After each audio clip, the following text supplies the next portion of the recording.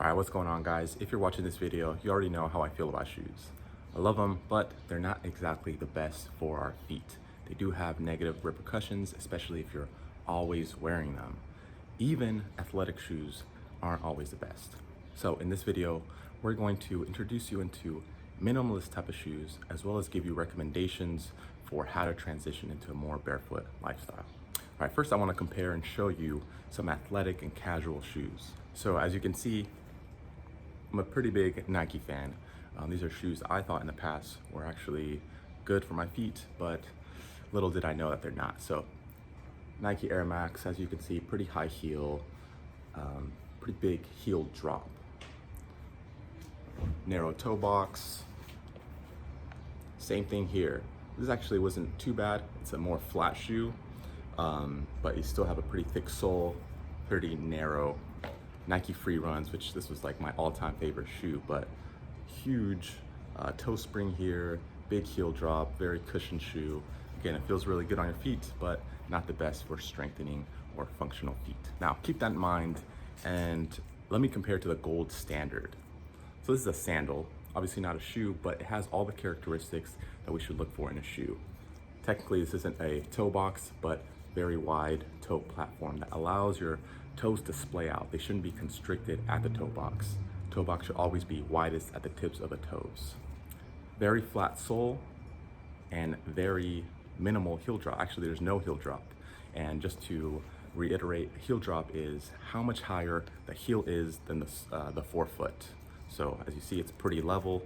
Actually, it should be called a heel raise, but as you can see, there's no heel raise, no heel drop, and there's no cushion. So it's just a pretty simple sandal. And the one thing I like about this, I know this isn't about sandals, but it has a strap in the back. So usually sandals that just have this little thing in between your toes make your toes work a lot harder in the front. So those tendons on top are working way harder because they have to pretty much clench and keep your foot on that sandal without it flying off. But this straps around the back to keep it on there. So keep that in mind. Now I'm gonna work backwards from some shoes that I've used in the past that aren't all the way minimalist, but do have some favorable characteristics. So again, when this whole minimalist movement started, all you could find were those Vibram toe shoes, which I actually had, but they're not the most fashionable, which leads people away from using functional shoes. Now, more mainstream companies like Reebok have started making minimalist shoes. Now, this one isn't exactly minimalist. The heel looks a lot bigger than it actually is due to this outer sole, but it actually, there's minimal heel drop here. So the heel is here, toes here, so it's pretty, there's slight elevation, but not too much. There is a slight toe spring, and the toe spring is when the end of the shoe curves up like this. Obviously, this isn't as pronounced as the Nike Free. Just to give you a little bit of comparison there. So it's still pretty flat. Now, as you can see, a lot wider at the toe box.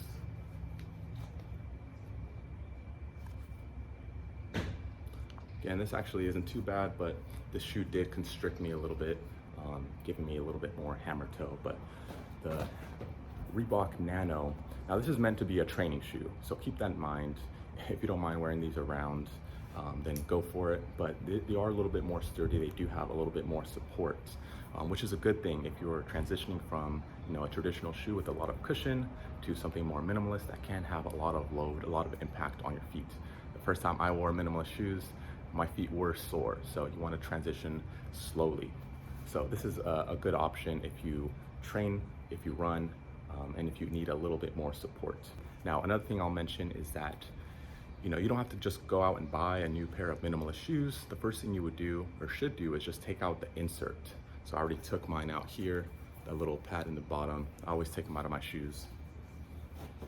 But for example, just that little insert gets you just that much closer to the ground. So again, you want that minimal, thin sole to get closer to the ground and make your feet work more. Now, another more mainstream company here is New Balance, and this is a more true to form minimalist shoe. There's a little bit of toe spring here. Actually, it's probably just because I've worn them out so much, but as you see here, very minimal toe spring when it's a new shoe, minimal heel drop, pretty thin sole, and that's the thing that sets apart minimalist shoes from normal shoes. Just in general, your shoes should have a wide toe box, minimal toe spring, minimal heel drop. Now, that doesn't make it a minimalist shoe. A minimalist shoe, now you actually want to get that minimal sole. So this gives you more of that barefoot feel, getting your muscles in the feet to actually work. So this is one of my favorite shoes. As you can see, it's pretty worn down. That means that I actually like it and I wear it a lot. This is a great shoe for training, for just walking around in. I wouldn't do too much hiking or anything like that in it, but it is a good shoe to transition to and move up from. All right, now it's a close tie for my favorite minimalist shoe. Now these are more true minimalist shoes. Vivo Barefoot is a pure minimalist shoe company. These are my Otillos. Now these are a little bit more sturdy. They have kind of these notches on the bottom, these kind of rugged rubber sole. And this is meant to be more of a triathlete shoe. So you can swim in it, you can run in it. So it does give you a little bit more support, but it still has that minimal barefoot feel. It still has that wide toe box, no heel drop, no toe spring or minimal toe spring. And again, I mean, I bought these just because I liked them. I can hike in these, I train in these, I run in these. So these give me a lot of support. And again, I've built up to it over the years. Now, I like them so much that I actually bought another pair. Now these ones I just used to kind of walk around in. So I haven't trained too much in these, but these are essentially the same shoes. I can support myself a little bit more. They're a little bit more padded versus these, which are kind of just, versus these, which are it's kind of just this like webbed fabric. So it kind of looks like one of those swim shoes you're at the pool with. But these are more true shoes. They have the laces. You can tighten them up a little bit more. Again, wide toe box, minimal heel drop, minimal toe spring. And the last shoe I want to introduce is the Zero shoe. So again, Vivo Barefoot, true minimalist company. They have a wide variety of shoes. If you want to go hiking specifically, they have shoes for that. If you need dress shoes, which are like the worst for your feet, they have those as well. A little bit pricier. Now, these are Zero shoes, X-E-R-O. These are the HFS shoe. In terms of fashion, they're not as stylish as the Vivo Barefoot, in my opinion. But I did find these, and these are kind of just classic gray. I like to walk in these, I train in these. I wouldn't hike in these, they're not as padded for that, but as you see here, very flat, very minimal sole, no heel drop, no toe spring, wide toe box. These are really comfortable, so I would definitely recommend these. And just to reiterate, the Reebok Nano series is a pretty good place to start. New Balance, the Minimalist series is a good place to progress from there. And then once you're really into the minimalist movement, if you feel like your feet are strong enough, Zero or Vivo Barefoot is definitely a place to go. And again, work up to it. Don't just start training barefoot. Don't just start training in your minimalist shoes.